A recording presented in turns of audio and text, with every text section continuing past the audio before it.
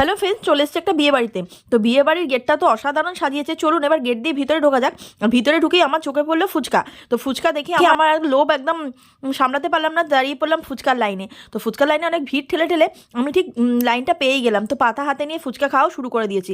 তো ফুচকা খাওয়ার পরেই চলে গেলাম পকোড়া। চিকেন পকোড়া হয়েছিল 2 পিস চিকেন পকোড়া আমি হাতে নিয়ে চলে গেলাম মেন কোর্সের দিকে, কেন রাতটা অনেক হয়েছে, এবার খেতে হবে। তো চলুন মেনু কার্ড দিয়ে দিয়েছে, মেনু কার্ডটা আপনাদের সাথে শেয়ার করছি।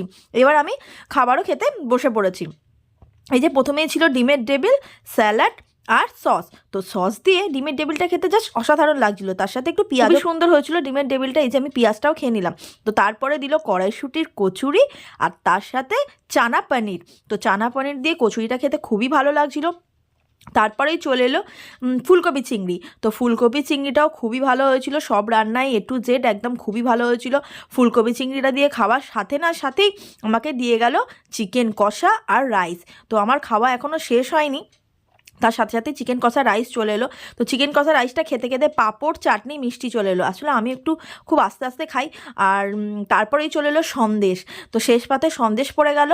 তো 2টো রসগোল্লা দিয়েছিল। তো খাওয়া দাওয়া হয়ে গেছে। এখন স্টল থেকে নিয়ে নিলাম আইসক্রিম। তো আইসক্রিম খেতে খেতেই আজকের ভিডিওটা শেষ করছি। সবাইকে বাই বাই।